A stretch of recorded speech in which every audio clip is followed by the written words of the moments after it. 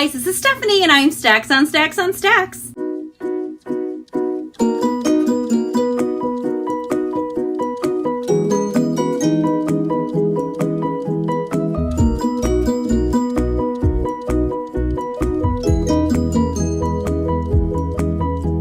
Today I'm coming to you with my wrap up for the TBR Readathon, and this was hosted by Beautiful Pages. I will link her channel down below. This was an 8-week readathon. Now this is my kind of readathon. When things are crushed into a week, sometimes life catches up with me and I just don't have the time to read, and I get frustrated because I'm like, I wanted to do the thing and I couldn't do the thing. So 8 weeks is really the way to go. I might do another one of these, I don't know, but that is neither here nor there. Today we are talking about the wrap up for this TBR Readathon. I did do a 4-week check-in. I'll link that below too, so you can check out that video, because I'm only going to talk about more what I read the last 4 weeks, and I'm going to breeze over what I read the first 4 weeks. So we had 9 challenges in this readathon. The first one is to read a book from a series that you were in the middle of, and for that I read Golden Sun by Pierce Brown, which I don't have, so I'll put up this one. But I did read the second book in the series and it was great. I really enjoyed it. This is, I guess, a YA. I wouldn't really qualify it as YA. Science fiction book, takes place like on Mars, and basically we're following our main character Darrow, who is rising up through the ranks in this caste system where the reds are on the bottom and the golds are on the top. And we're just following Darrow on this journey to make things right. It's a great series. If you like action books, you totally love this series. Number 2 is to read a book that you've owned for a while. For that, I went with City of Lost Souls by Cassandra Clare. This is the 5th book in the Mortal Instruments series. I didn't love it. I kind of felt like it could have been a third of the size. Not a lot happened in it. Maybe they could have taken some of the information, put it in the 4th book and the 6th book and saved themselves a 5th book. I don't know. It was just okay. Number 3 is read a book that you got recently. Now this one I didn't talk about in my other wrap up, so I'll go into a little more detail, and that is Everyone's an Alien When You're an Alien 2, a book by Jomini Sun. Now this is kind of a graphic novel-y thing like that. It's pretty cute, it's pretty fun. It's weird, but I kind of like it. He does things where he spells words wrong on purpose. So like alien has a B in it, human has a B in it. And I just thought it was cute and endearing and fun.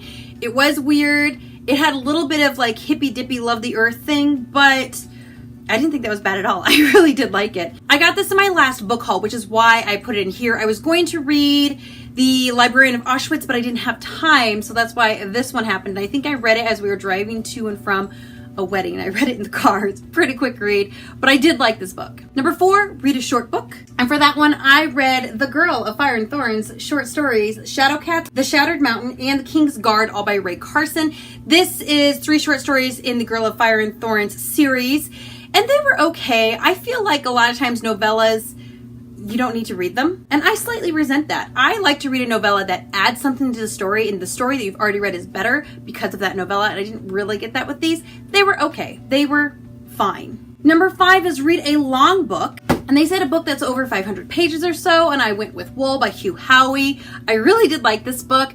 I was a little surprised. I wasn't surprised that I liked it. I would have to say I was over halfway through before the book actually picked up, and that was the part that was surprising me, is I was like, this book is slow, this book has pacing issues, I don't like this. And once I got to the end, I'm like, no, that was a good pace. That was right. They did that right. So I did like it. It is fun. This book is a futuristic dystopian book, definitely an adult book. And in it, we're kind of observing a society that lives in a silo, which is like 100 and whatever floors underground. And the first floor is like at ground level, and we're looking out on a desert landscape. And I know it doesn't sound super interesting, but it is. And I actually got my husband to read it because I talked to him about this in May when I read it, and he was like, I don't see why. Okay, I guess I'll read it. So he did, and he actually has read this one and the second one, which I haven't read yet, and he started the third one, which I also haven't read yet. So I guess I best get on that. Number 6 is read a book you're excited about. And for this one, I went with Eleanor Oliphant is Completely Fine. I was excited to read this because it had gotten really good reviews and people were pretty vague with it. And I did like it, which was such a good surprise. I read quite a few contemporary last month, and most of them fell flat in some way or another. And this one did not at all. It was fantastic. I loved every minute of it. And I was like, hooray, book. Yes, good. Woot.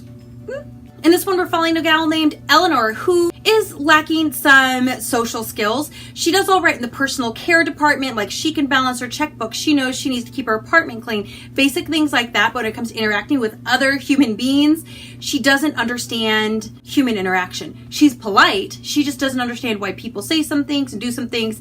And looking back, I think I found that more amusing than I probably should have, but I still definitely enjoyed the book. I will probably read it again at some point, and I will definitely read something by Gail Honeyman again. It was great. Number 7, read a book out of your comfort zone. And for this one, I chose to pick up Big Little Lies by Leanne Moriarty. I think I've been saying Lane Moriarty, so I've been wrong. I'm pretty sure it's Leanne. I can read, I promise.